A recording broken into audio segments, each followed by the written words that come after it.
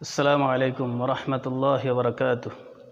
الحمد للہ رب العالمین والعاقبۃ للمتقین والصلاة والسلام علی سید الانبیاء والمرسلین نبینا محمد وعلی آلہ وصحبہ اجمعین، اما بعد۔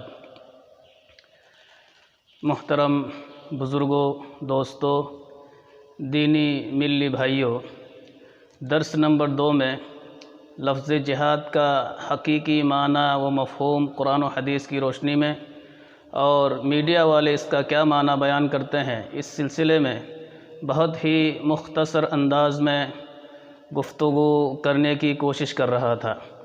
دوران درس میں نے یہ بھی کہا تھا کہ یہ لفظ جہاد عام ہے اور جنگ و جدال اور قتال کیا ہے، خاص ہے۔ ہر جہاد جنگ نہیں ہوتا، لیکن ہر جنگ میں جہاد ہوتا ہے، جس کو جہاد بھی سیف کہا جاتا ہے۔ قرآن و حدیث کی زبان میں جس کو جہاد فی سبیل اللہ بھی کہا جاتا ہے۔ اسلام میں جتنی جنگیں ہوئی ہیں، ان جنگوں کو میڈیا والے دہشت گردی سے تعبیر کرتے ہیں۔ آئیے اسی چیز کو آج سمجھنا ہے قرآن کی روشنی میں، آیاتوں کی روشنی میں، کہ اسلام کی جنگیں دہشت گردی کا نام ہے یا دہشت گردی کا خاتمہ کا نام ہے۔ اسلام نے جہاد بالسیف کا حکم اس وقت دیا ہے جب تمام طور طریقے اختیار کرنے کے باوجود سماج و معاشرے سے ظلم و ستم، فتنہ و فساد، قتل و غارت گری اور دہشت گردی کا خاتمہ نہ ہو۔ اللہ تعالیٰ نے سورۃ الحج آیت نمبر 39 میں کہا ہے، اذن للذین یقاتلون بانہم ظلموا وان اللہ علی نصرہم لقدیر الذین اخرجوا من دیارہم بغیر حق الا ان یقولوا ربنا اللہ۔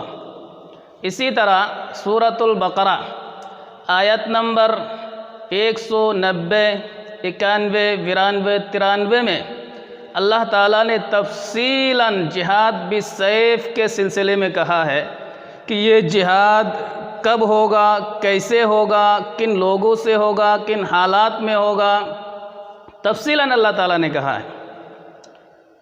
اللہ تعالیٰ نے کہا وَقَاتِلُوا فِي سَبِيلِ اللَّهِ الَّذِينَ يُقَاتِلُونَكُمْ وَلَا تَعْتَدُوا إِنَّ اللَّهَ لَا يُحِبُّ الْمُعْتَدِينَ وَاقْتُلُوهُمْ حَيْثُ ثَقِفْتُمُوهُمْ وَأَخْرِجُوهُمْ مِنْ حَيْثُ أَخْرَجُوكُمْ وَالْفِتْنَةُ أَشَدُّ مِنَ الْقَتْلِ وَلَا تُقَاتِلُوهُمْ عِنْدَ الْمَسْجِدِ الْحَرَامِ حَتَّى يُقَاتِلُوكُمْ فِيهِ فَإِنْ قَاتَلُوكُمْ فَاقْتُلُوهُمْ كَذَلِكَ جَزَاءُ الْكَافِرِينَ فَإِنِ انْتَهَوْا فَإِنَّ اللَّهَ غَفُورٌ رَحِيمٌ وَقَاتِلُوهُمْ حَتَّى لَا تَكُونَ فِتْنَةٌ وَيَكُونَ الدِّينُ لِلَّهِ فَإِنِ انْتَهَوْا فَلَا عُدْوَانَ إِلَّا عَلَى الظَّالِمِينَ۔ ان آیتوں کا ترجمہ میں تو نہیں کر سکتا، البتہ ان آیاتوں کا بغور مطالعہ کرنے سے یہ معلوم ہوتا ہے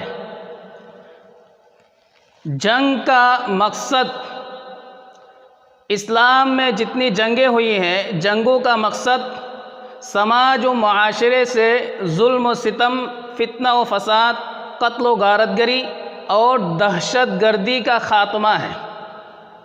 مکے میں مسلمانوں پر بہت زیادہ ظلم ہوا، انہیں بے گھر کیے گئے، گھروں سے نکالا گیا، اتنا ظلم ہوا کہ مجبور ہو کر ان کو ہجرت کرنا پڑا۔ جان مال خطرے میں آ گئی۔ ایسی صورت میں اللہ تعالیٰ نے انہیں جنگ کی اجازت دی ہے، جیسا کہ میں نے سورۃ الحج آیت نمبر 39 کی تلاوت فرمائی ہے، اذن للذین یقاتلون بانہم ظلموا۔ ان کی غلطی کیا تھی؟ ان کی غلطی یہ تھی کہ وہ کہا کرتے تھے الا ان یقولوا ربنا اللہ، کہ ہمارا رب کون ہے؟ اللہ تعالیٰ ہے۔ آج بین الاقوامی قوانین بھی ہمیں یہ بتلاتے ہیں کہ ہر انسان کو جینے کا حق ہے، ہر انسان کو آزاد رہنے کا حق ہے، ہر انسان آزاد ہے، اپنے مذہب پر قائم رہ سکتا ہے، ہر انسان کو اپنے مذہب کی تبلیغ، نشر و اشاعت کا حق حاصل ہے۔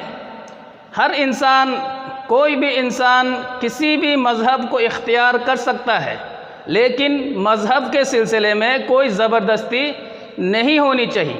اور اللہ تعالیٰ نے بھی قرآن کے اندر یہی کہا ہے کہ لا اکراہ فی الدین، کہ دین کے اندر کوئی زبردستی نہیں۔ سورۃ البقرہ آیت نمبر 256۔ تو یہ بین الاقوامی قوانین کے تحت بھی اگر اسلامی جنگوں کو دیکھا جائے تو یہ کوئی غلط نہیں ہے، یہ کوئی غلط نہیں ہوا ہے۔ مثال کے طور پر آپ کا کوئی بیٹا ہے، کسی نے بہت زیادہ ظلم کیا، مارا پیٹا، یہاں تک کہ اس کی جان خطرے میں آ گئی، تو آپ کے بیٹے نے بھی اپنی جان کو بچانے کے لیے اس پر وار کیا، اس کو بھی مارا، تو آپ کس کو غلط کہیں گے؟ آپ اپنے بیٹے کو غلط کہیں گے یا جس نے ظلم کی ابتدا کی ہے، شروعات کی ہے، جس نے پہلے ظلم کیا ہے اس کو مارا ہے، یا اس کو غلط کہیں گے؟ ظاہر سی بات ہے جس نے شروعات کی ہے وہی غلط ہے۔ آپ ایسا تو نہیں کہیں گے کہ یہ بیٹا کیا ہے، آتنکواد ہے، ایسا تو آپ نہیں کہیں گے۔ تو یہی صورتحال اسلام میں بھی رہی ہے۔ مسلمانوں نے ظلم کی ابتدا نہیں کی ہے، پہلے کفار و مشرکین نے ظلم و زیادتی کی ابتدا کی ہے۔ مسلمانوں نے ان ظلموں کو، ان زیادتیوں کا خاتمہ کیا ہے مسلمانوں نے، تو یہ کوئی غلط نہیں۔ اس کی زندہ مثال آج سے تقریباً 70 سال پہلے ہم ہندوستانی قوموں نے انگریزوں کے خلاف جہاد کر کے، جنگ کر کے انگریزوں کو ہم نے ہندوستان چھوڑنے پر مجبور کیا۔ کیوں کیا؟ انگریزوں نے ہندوستانی قوموں پر ظلم کیا، زیادتی کی، ہمارے ملک پر انہوں نے قبضہ کیا۔ ہم نے کئی سالوں تک تحریکیں چلائی، مہم چلائی، بالآخر 1947 میں ہمارا یہ ملک کیا ہو گیا؟ آزاد ہو گیا۔ ہم آزاد ہو گئے، پہلے ہم غلام تھے۔ تو بین الاقوامی قوانین بھی یہی کہتے ہیں کہ کسی بھی قوم پر، کسی بھی قوم کو آپ غلام نہیں بنا سکتے، ان پر ظلم و زیادتی نہیں کر سکتے۔ ہر قوم آزاد ہے، ہر انسان آزاد ہے، وہ اپنے طور طریقے، رہن سہن کے اعتبار سے جی سکتے ہیں۔ آپ کسی پر بھی ظلم و زیادتی نہیں کر سکتے۔ تو آج میڈیا والے کیا کہیں گے؟ اس جنگ آزادی کو میڈیا والے کیا کہیں گے؟ اگر یہ جنگ آزادی ہمارے حقوق کی لڑائی تھی، آزادی کی لڑائی تھی، حریت کی لڑائی تھی، جن اسباب کی بنیاد پر ہم نے انگریزوں سے جہاد کیا، وہی اسباب تو اسلام میں بھی پائے جا رہے ہیں، جن اسباب کی بنیاد پر مسلمانوں نے دوسری قوموں سے جنگ کی۔ پھر یہ دوگلا پن کیوں ہے؟ آج میڈیا والے اسلامی جنگوں کو دہشت گردی سے تعبیر کر رہے ہیں۔ یہ سراسر ناانصافی ہے، یہ سراسر اسلام اور مسلمانوں پر الزام ہے، زیادتی ہے۔ بھلا جس اسلام نے یہ کہا کہ من قتل نفسا بغیر نفس او فساد فی الارض فکأنما قتل الناس جميعا ومن احیاها فکأنما احیا الناس جميعا، کہ جس نے کسی نفس کو بلا وجہ قتل کر دیا، اللہ نے ایسا نہیں کہا کہ جس نے کسی مسلمان کو قتل کر دیا، ایسا نہیں کہا، بلکہ جس نے کسی نفس کو، نفس کوئی بھی ہو سکتا ہے، ہندو بھی ہو سکتا ہے، مسلمان بھی ہو سکتا ہے، سکھ بھی ہو سکتا ہے، عیسائی بھی ہو سکتا ہے، یہودی بھی ہو سکتا ہے، نصرانی بھی ہو سکتا ہے، مجوسی بھی ہو سکتا ہے، یا کسی بھی دھرم سے تعلق رکھنے والا شخص ہو سکتا ہے۔ تو اللہ تعالیٰ نے کہا جس نے کسی نفس کو بلا وجہ قتل کر دیا یا زمین پر فساد برپا کیا، فَكَأَنَّمَا قَتَلَ النَّاسَ جَمِيعًا، تو اس نے گویا کہ ساری انسانیت کو قتل کر دیا۔ انسانیت کی ساری آبادی کو قتل کرنے میں جتنا گناہ اس کو ملے گا، اتنا ہی گناہ ایک آدمی کو بلا وجہ معصوم کو قتل کرنے میں اس کو ملے گا۔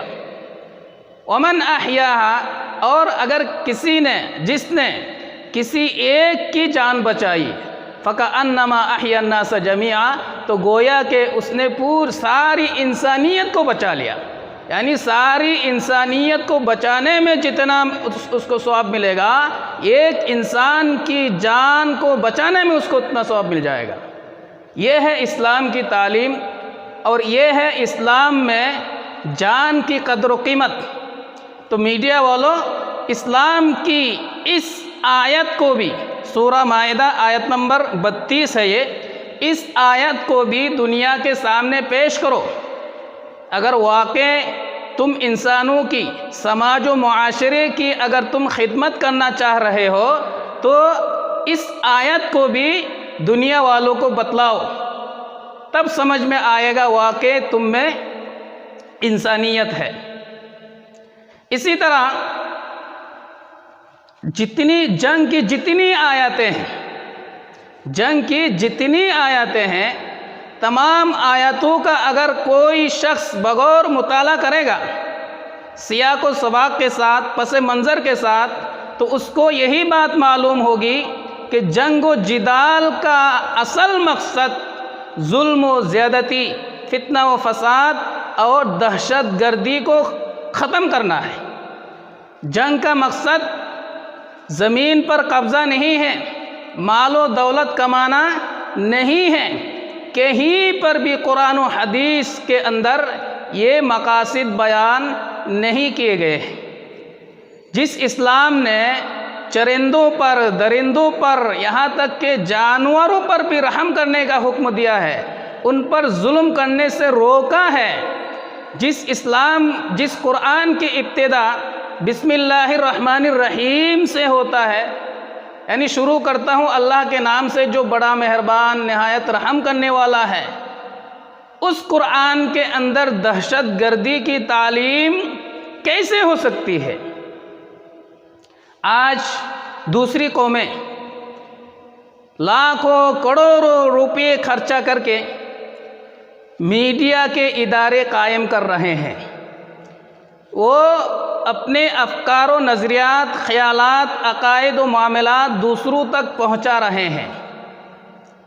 اسلام کی تعلیمات میں تلبیس کاری کر کے، اسی طرح آیاتوں کو توڑ موڑ کر کے، جسے آؤٹ آف کانٹیکٹ کہا جاتا ہے، دنیا کے سامنے پیش کر رہے ہیں، اسلام کو بدنام کر رہے ہیں، مسلمانوں کو بدنام کر رہے ہیں، مسلم غیر مسلموں کے درمیان غلط فہمیاں پیدا کر رہے ہیں، دوسری قوموں کے درمیان، ہندو، مسلم، سکھ، عیسائیوں کے درمیان نفرتوں کا بازار گرم کر رہے ہیں، ایک دوسرے سے دوری اختیار کر رہے ہیں۔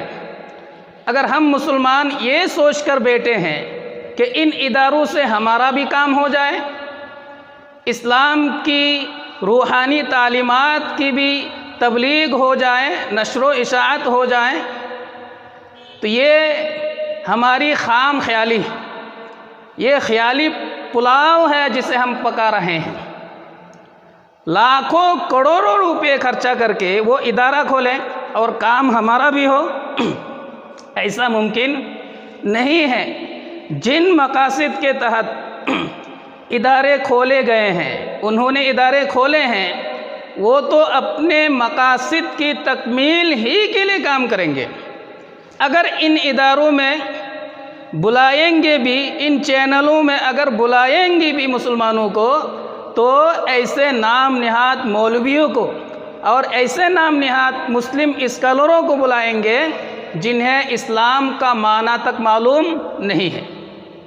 کیونکہ اینکروں کو معلوم ہے کہ جن کے پاس اسلام کی صحیح تعلیمات ہے، روحانی تعلیمات ہیں، اگر انہیں بلا لیا جائے تو ہمارا مقصد کیا ہو جائے گا؟ فوت ہو جائے گا۔ ان کو بھی معلوم ہے، اس لیے جن کے پاس اسلام ہے، اسلام کی صحیح تعلیمات ہے، حقیقی اسلام ہے، انہیں ٹی وی کے ان چینلوں میں اور میڈیا کے ان اداروں میں وہ نہیں بلاتے ہیں۔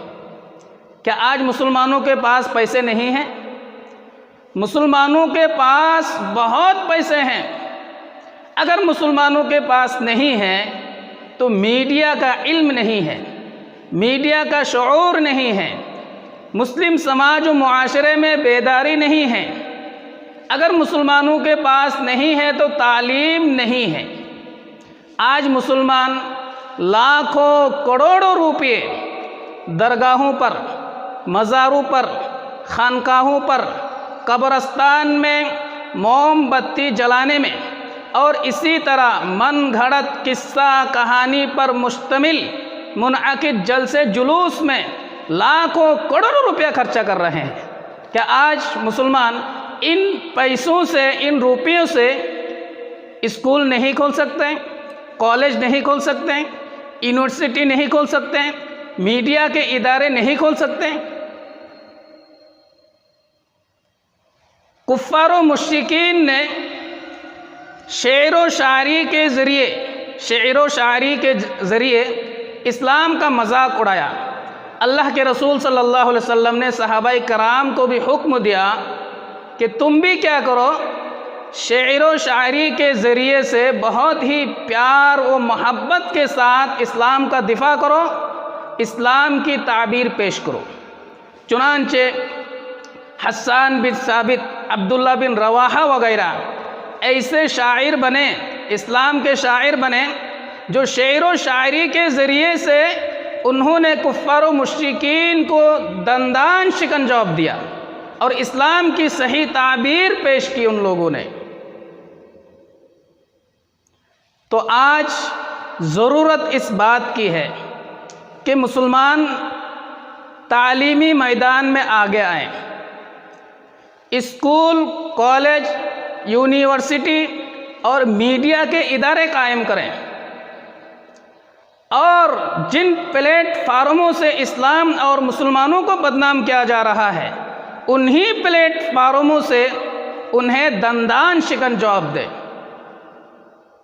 مسلمانوں، ابھی بھی وقت ہے، بیدار ہو جاؤ، اٹھو، بیدار ہو جاؤ۔ اگر ابھی بھی ہماری آنکھیں نہیں کھلی، ہم اسی طرح بے حس مردے کی طرح پڑے رہیں، تو وہ دن دور نہیں کہ جس دن اس سے بھی زیادہ ہمیں ذلیل و خوار ہونا پڑے گا، ذلت و رسوائی ہمارے لیے مقدر بن جائے گی۔ اس لیے ضرورت اس بات کی ہے کہ مسلمان میڈیا کے ادارے قائم کریں۔ ہاں، ایک بات اور ہے کہ یہ واٹس ایپ ہے، فیس بک ہے، اسی طرح ٹویٹر وغیرہ ہے، گوگل وغیرہ ہے، یہ ایسے ادارے ہیں جو عوام کو بھی میسر ہیں۔ اگر مسلمانوں کے پاس میڈیا کے ادارے نہیں بھی ہے تو ان ذرائع کے ذریعے، یعنی واٹس ایپ، فیس بک، ٹویٹر وغیرہ سے بھی ہم اسلام کی خدمت کر سکتے ہیں۔ اگر اسلام پر اعتراض ہے، غیر مسلم اگر کوئی اعتراض کرتا ہے تو اس اعتراض کا جواب ہم ان سوشل میڈیا کے ذریعے سے بھی ہم دے سکتے ہیں۔ اس کا استعمال ہم آسانی کے ساتھ کر سکتے ہیں۔ تو اس میدان میں بھی مسلمانوں کو، علماء کرام کو، داعیان اسلام کو آنا چاہیے۔ دیکھیں، میں ایک بہت ہی چھوٹا سا آدمی ہوں، مجھے معلوم ہے کہ اس موضوع پر بہت بڑی بڑی شخصیتوں نے لکھی ہے یا آڈیو ویڈیو جاری کیا ہے، میں نے تو کما حقہ موضوع کا جو حق ہے اس طرح میں نے ادا نہیں کر پایا، موضوع کا حق ادا نہیں کر پایا، لیکن کبھی کبھار ایسا ہوتا ہے کہ آدمی بہت چھوٹا ہوتا ہے، اس کی باتیں مقبول ہو جاتی ہیں، اللہ کے دربار میں مقبول ہو جاتی ہیں۔